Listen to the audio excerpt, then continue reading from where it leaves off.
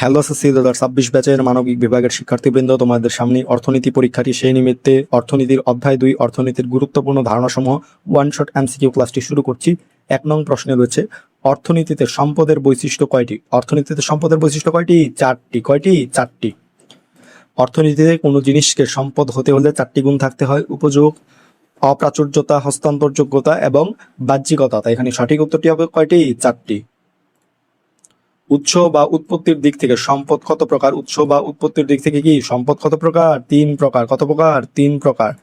উৎস অনুযায়ী সম্পদ 3 ধরনের: প্রাকৃতিক সম্পদ, মানবিক সম্পদ এবং উৎপাদিত সম্পদ। এখানে সঠিক উত্তর কি? 3 প্রকার।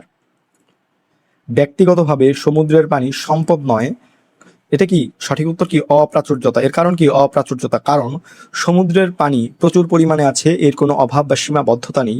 অর্থনীতিতে যা অঢেল বা বিনামূল্যে পাওয়া যায় তার কি সাধারণত সম্পদ নয়। তাই এখানে সঠিক উত্তর কি? অপ্রাচুর্যতা।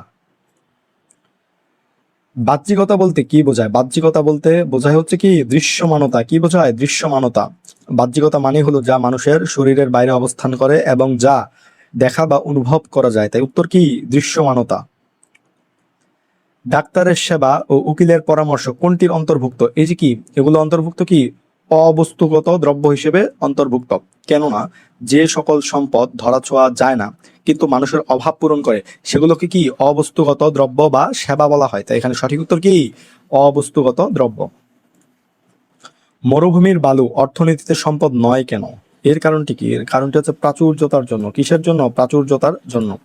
মরুভূমির বালুতে কোনো অভাব নেই, যা প্রয়োজনের তুলনায় অনেক বেশি অঢেল পাওয়া যায়, বিনামূল্যে আর কি পাওয়া যায়, তা কি সম্পদ নয়। তা কি সম্পদ নয়। তাই এখানে উত্তর কি? প্রাচুর্যতার জন্য। মহাসাগর কি ধরনের সম্পদ বলে বিবেচিত হবে? মহাসাগর কি প্রাকৃতিক সম্পদ বলে বিবেচিত হবে। কোন সম্পদ? প্রাকৃতিক সম্পদ। যা আমরা প্রকৃতি থেকে সরাসরি পাই এবং মানুষ তৈরি করতে পারে না, তাই কি প্রাকৃতিক সম্পদ। তাই উত্তর কি? প্রাকৃতিক সম্পদ। মহাসাগর প্রাকৃতিক সম্পদ বলে বিবেচিত। কোন বৈশিষ্ট্যের অভাবে একজন দক্ষ ও মেধাবী ক্রিকেটার বা ক্রিকেট খেলোয়াড়ের প্রতিভা সম্পদ নয়? এর কারণ কি? হস্তান্তর যোগ্যতা। হস্তান্তর যোগ্যতা কি জন্যে? কারণ প্রতিভা বা মেধা একজনের শরীর থেকে অন্যজনকে দিয়ে দেওয়া সম্ভব নয়, হস্তান্তর করা যায় না বলে কি এটি কি সরাসরি অর্থনৈতিক সম্পদ নয়। তাই এখানে সঠিক উত্তর কি? হস্তান্তর যোগ্যতা। শারীরিক যোগ্যতা কোন ধরনের সম্পদ? শারীরিক যোগ্যতা হচ্ছে কি একটি মানবিক সম্পদ। কি সম্পদ? মানবিক সম্পদ। মানুষের কর্মক্ষমতা, দক্ষতা বা শারীরিক শক্তি হলো কি তার নিজস্ব মানবিক সম্পদ। তাই উত্তর কি? মানবিক সম্পদ।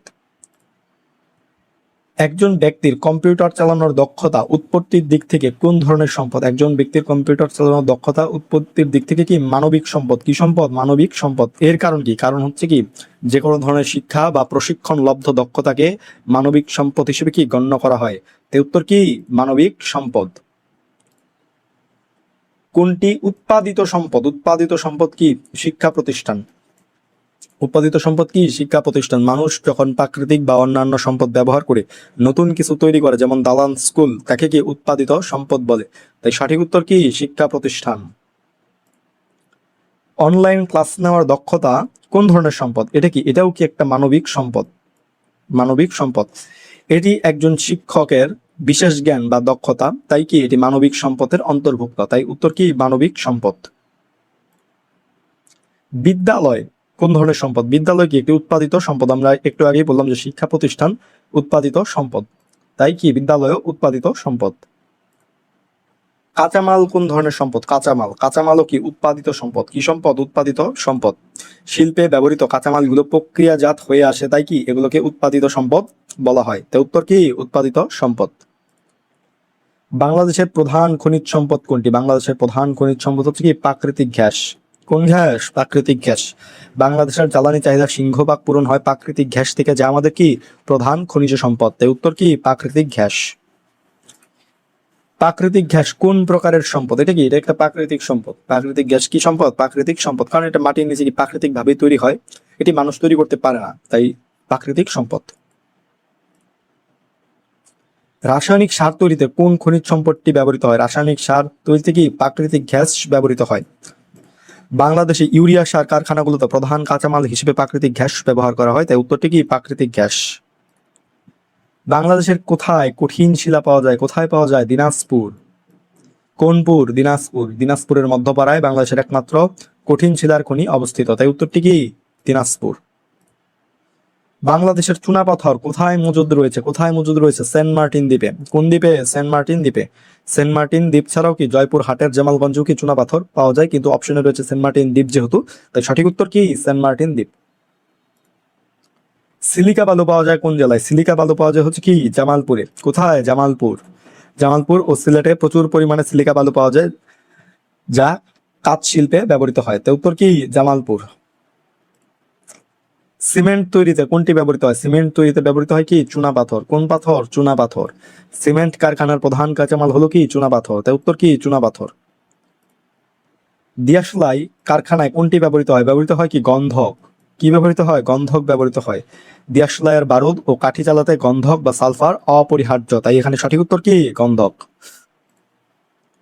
কোনটি তৈরিতে চুনাপাথর ব্যবহৃত হয়? কোনটি তৈরিতে? কাগজ তৈরিতে চুনাপাথর ব্যবহার করা হয়। কাগজ তৈরিতে। চুনাপাথর শুধু সিমেন্ট শিল্পে নয়, কাগজ ও চিনি শিল্পেও কি পরিশোধন কাজে ব্যবহৃত হয়, তাই উত্তর কি? কাগজ। চৌথ অপশনে কাগজ রয়েছে। ময়মনসিংহের বিজয়পুরে কোন খনিজ সম্পদটি পাওয়া যায়? বিজয়পুরে যেটা পাওয়া যায় সেটা কি? চীনামাটি। কি মাটি? চীনামাটি। বিজয়পুরের সাদামাটি বা চীনামাটি চৌজিশপত্র তৈরির জন্য বিখ্যাত, তাই উত্তর কি? চীনামাটি। চীনামাটি ব্যবহৃত হয় নিচের কোনটি তৈরিতে? কোনটি তৈরিতে? তৈজসপত্র তৈরিতে।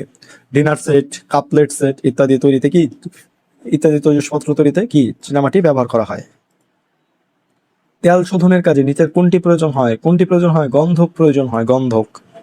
খনিজ তেল পরিষ্কার বা পরিশোধন করতে রাসায়নিক প্রক্রিয়ায় গন্ধক ব্যবহৃত হয়, তাই উত্তর কি? গন্ধক।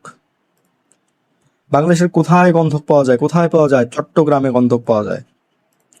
চট্টগ্রামের কুতুবদিয়া দ্বীপে গন্ধকের অস্তিত্ব রয়েছে, তাই এখানে সঠিক উত্তরটি হবে হচ্ছে কি? চট্টগ্রাম। প্রাকৃতিক ও পরিবেশগত অবস্থা ভালো রাখার জন্য দেশের শতকরা কত ভাগ বনভূমি থাকা প্রয়োজন? কত ভাগ? 25 ভাগ বনভূমি থাকা প্রয়োজন। 25%। পরিবেশবিদের মতে একটি দেশের ভারসাম্য রক্ষায় মোট আয়তনের 1/4 অর্থাৎ কি 25 ভাগ বনভূমি থাকা আবশ্যক, তাই উত্তর কি? 25% বা 25 ভাগ। বাংলাদেশের মোট বনভূমি মোট ভূখণ্ডের শতকরা কত ভাগ? শতকরা হচ্ছে 17.62 ভাগ। সরকারি হিসাব অনুযায়ী বাংলাদেশের বনভূমি প্রায় কি 17.62 ভাগ, যা প্রয়োজনের তুলনায় অর্থাৎ 25%-এর তুলনায় কম, তাই উত্তর কি? 17.62 ভাগ। সাংগঠনিক ক্ষমতা অর্থনীতিতে কোন ধরনের সম্পদ? সাংগঠনিক ক্ষমতা হচ্ছে কি? একটি মানবিক সম্পদ। কি সম্পদ? মানবিক সম্পদ। উদ্যোক্তার বুদ্ধি বা পরিচালনা করার ক্ষমতাকে কি সাংগঠনিক ক্ষমতা বলে, যা একটি কি মানবিক গুণ, তাই উত্তর কি? মানবিক। নিচের কোনটি মানবিক সম্পদ? মানবিক সম্পদ একটু আগে যেটা বললাম, সাংগঠনিক দক্ষতা একটা মানবিক সম্পদ। বাংলাদেশের সমগ্র বনভূমিকে কয় ভাগে ভাগ করা যায়? কয় ভাগে? 5 ভাগে ভাগ করা যায়। কয় ভাগে? 5 ভাগে। অবস্থান ও বৈশিষ্ট্য অনুযায়ী বাংলাদেশের বনভূমিকে প্রধান 5টি ভাগে ভাগ করা যায়, তাই উত্তর কি? 5 ভাগ। বাংলাদেশের কোন বনাঞ্চল সমুদ্র উপকূলে অবস্থিত? কোন বনাঞ্চল? ম্যানগ্রোভ বন। কোন বন? ম্যানগ্রোভ বন। সুন্দরবন একটি ম্যানগ্রোভ বন, যা বাংলাদেশের সমুদ্র অঞ্চলে নোনা পানির উপকূলীয় অঞ্চলে অবস্থিত, তাই উত্তর কি? ম্যানগ্রোভ বন। সুন্দরবনের আয়তন কত? সুন্দরবনের আয়তন প্রায় 6017 বর্গ কিলোমিটার। 6017 বর্গ কিলোমিটার। এটি বাংলাদেশের বৃহত্তম বনভূমি এবং বিশ্বের একক বৃহত্তম ম্যানগ্রোভ বন, তাই উত্তর কি? 6017 বর্গ কিলোমিটার। নিচের কোনটি মূল্যবান বৃক্ষ? মূল্যবান বৃক্ষ কি? গরান। গরান বৃক্ষটি মূল্যবান। গরান সুন্দরবনের একটি অত্যন্ত শক্ত এবং মূল্যবান কাঠ, তাই উত্তর কি? গরান। পাহাড়ি বনের রয়েছে কোনটি? পাহাড়ি বনে রয়েছে কি? চম্পা ও গর্জন। চম্পা ও গর্জন। পার্বত্য চট্টগ্রাম অঞ্চলে বড় বড় গর্জন ও চম্পা গাছ কি জন্মে, তাই উত্তর কি? চম্পা ও গর্জন। সিলেটের বনভূমিতে জন্মে কোনটি? সিলেটের বনভূমিতে জন্ম হচ্ছে কি? বনজাম ও শিমুল। বনজাম ও শিমুল। সিলেটের বনাঞ্চল প্রাকৃতিকভাবে বনজাম ও শিমুল গাছের প্রাচুর্যতায় পরিপূর্ণ, তাই উত্তর কি? বনজাম ও শিমুল। মাছ প্রাণীজ সম্পদ কেন? মাছ প্রাণীজ সম্পদ কেন? কারণ এটি কি পুষ্টি চাহিদা পূরণ করতে পারে। পুষ্টি চাহিদা পূরণ করতে পারে। মাছ প্রাণীজ আমিষের প্রধান উৎস, যা কি মানুষের পুষ্টির অভাব মেটায়, তাই উত্তর কি? পুষ্টি চাহিদা পূরণ করে। আধুনিক বিশ্বে কোন শক্তির ওপর বিশেষ গুরুত্ব দেওয়া হচ্ছে? কোন শক্তির ওপর? আণবিক শক্তির ওপর বিশেষ গুরুত্ব দেওয়া হচ্ছে। কয়লা বা তেলের বিকল্প হিসেবে বর্তমানে পারমাণবিক বা আণবিক বিদ্যুৎ কেন্দ্রের ওপর কি গুরুত্ব দেওয়া হচ্ছে বিশেষভাবে, তাই উত্তর কি আণবিক শক্তি। বর্তমান বিশ্বে শক্তি উৎপাদনের নতুন উৎস নিচের কোনটি? এটি হচ্ছে কি সৌরতাপ। কি তাপ? সৌরতাপ। পরিবেশ বান্ধব এবং অফুরন্ত শক্তির উৎস হিসেবে সৌরশক্তি বা সোলার প্যানেল যেটা আছে সেইটা এখন খুব জনপ্রিয়, তাই উত্তর কি সৌর তাপ। বাংলাদেশের একমাত্র পানি বিদ্যুৎ কেন্দ্র কোথায় অবস্থিত? পানি বিদ্যুৎ কেন্দ্র অবস্থিত কি কর্ণফুলী নদীর তীরে। রাঙামাটির কাপ্তায় কর্ণফুলী নদীতে বাঁধ দিয়ে বিদ্যুৎ কেন্দ্রটি কি তৈরি করা হয়েছে, তাই উত্তর কি কর্ণফুলী নদীর তীরে। ঠাকুরগাঁও তাপবিদ্যুৎ কেন্দ্রের জ্বালানি হিসেবে ব্যবহৃত হয় কি ব্যবহৃত হয়? খনিজ তেল ব্যবহৃত হয়। খনিজ তেল ব্যবহৃত হয়। অনেক তাপ বিদ্যুৎ কেন্দ্রে গ্যাসের পরিবর্তে ফার্নেস অয়েল বা খনিজ তেল কি ব্যবহার করা হয়, তাই উত্তর কি খনিজ তেল। নিচের কোন সম্পদের উন্নয়ন সুষ্ঠু ব্যবহার নিশ্চিত করা গেলে আমাদের অর্থনৈতিক উন্নয়নের গতি বাড়বে? এটি কি পানি। পানি সম্পদের সুষ্ঠু ব্যবহার নিশ্চিত করা গেলে, কারণ কৃষি প্রধান দেশ হিসেবে সেচ ও শিল্পায়নের জন্য পানি সম্পদের সঠিক ব্যবহার কি অত্যন্ত জরুরি, তাই এখানে সঠিক উত্তর কি পানি। বাংলাদেশের পানির উৎস প্রধানত কয়টা? পানির উৎস প্রধানত কয়টা? তিনটা। কয়টা? তিনটা। বৃষ্টির পানি, ভূপৃষ্ঠের পানি এবং ভূগর্ভস্থ পানি, এই তিনটি প্রধান উৎস, তাই এখানে উত্তর কি তিনটি। খনি থেকে উত্তোলিত কয়লা কোন ধরনের দ্রব্য? কোন ধরনের দ্রব্য? এটি কি অর্থনৈতিক দ্রব্য। কি দ্রব্য? অর্থনৈতিক দ্রব্য। কারণ এটি পেতে কি অর্থ ব্যয় করতে হয় এবং যোগান সীমাবদ্ধতায় কি এটি একটি অর্থনৈতিক দ্রব্য বা সম্পদ, তাই উত্তরটি কি অর্থনৈতিক দ্রব্য। বিনামূল্যে প্রাপ্ত দ্রব্যকে কি বলে? বিনামূল্যে প্রাপ্ত দ্রব্যকে কি বলে? বলে হচ্ছে কি অবাধলব্য দ্রব্য। অবাধলব্য দ্রব্য। বাতাস, সূর্যের আলো যা প্রকৃতি থেকে অঢেল পরিমাণে পাওয়া যায়, যা কিনতে হয় না, তাই কি অবাধলব্য দ্রব্য, তাই উত্তর কি অবাধলব্য দ্রব্য। নিচের কোনটির যোগান সীমিত? কোনটির যোগান? ভূমির যোগান সীমিত। পৃথিবীর আয়তন নির্দিষ্ট, তাই ভূমির যোগান বা পরিবেশ বা পরিমাণ বাড়ানো কি সম্ভব নয়, তাই কি ভূমির যোগান সীমিত, তাই উত্তরটি কি ভূমি। কোন দ্রব্য একাধিকবার উৎপাদন কাজে ব্যবহার করা যায়? কোন দ্রব্য? মূলধন একাধিকবার উৎপাদন কাজে ব্যবহার করা যায়। মূলধন দ্রব্য যেমন যন্ত্রপাতি একবার ব্যবহার করলেই শেষ হয়ে যায় না, বারবার উৎপাদন কাজে লাগে, তাই উত্তর কি মূলধন। নিচের কোনটি স্থায়ী ভোগ্যদ্রব্য? স্থায়ী ভোগ্যদ্রব্য হচ্ছে কি জমি। কি জমি। জমি এমন একটি দ্রব্য যা দীর্ঘ সময় ধরে ব্যবহার করা যায় এবং সহজে ক্ষয় হয় না, তাই উত্তরটি কি জমি। যে দ্রব্য অন্য দ্রব্য উৎপাদনে সাহায্য করে তাকে কি বলে? তাকে বলে হচ্ছে কি মূলধন দ্রব্য। মূলধন দ্রব্য। যে দ্রব্য সরাসরি ভোগ করা হয় না বরং নতুন আয় বা দ্রব্য তৈরিতে ব্যবহৃত হয়, তাই কি মূলধন, তাই উত্তরটি কি মূলধন দ্রব্য। চিনি উৎপাদন কারখানায় চিনি তৈরির মেশিন কোন ধরনের দ্রব্য? এটি কি একটি মূলধন দ্রব্যের উদাহরণ, কারণ মেশিনটি চিনি তৈরিতে সাহায্য করছে এবং এটি বারবার ব্যবহার করা যাবে, তাই কি এটি মূলধন, তাই উত্তরটি কি মূলধন দ্রব্য। কোন দ্রব্য একাধিকবার উৎপাদন করা হয়? কোন দ্রব্য একাধিকবার উৎপাদনে ব্যবহার করা হয় সেটাও কি মূলধন দ্রব্য। কি দ্রব্য? মূলধন দ্রব্য। যেমন ট্রাক্টর, সেলাই মেশিন এগুলো দিয়ে দিনের পর দিন উৎপাদন করা যায়, তাই উত্তরটি কি মূলধন দ্রব্য। একটি জমিতে মাছের খামার করা যায় আবার আখের চাষ করা যায়। কৃষক মাছের খামার করার সিদ্ধান্ত নিলেন, এটি অর্থনীতির কোন ধারণার সাথে মিলে যায়? এটি কি চয়নের সাথে মিলে যায়। কিসের সাথে? অর্থনীতির ভাষায় চয়নের সাথে মিলে যায়, কারণ অসীম অভাবের মধ্যে সীমিত সম্পদ দিয়ে সেরা বিকল্পটিকে বেছে নেওয়াই কি অর্থনীতিতে চয়ন বা নির্বাচন বলা হয়, তাই উত্তর কি চয়ন।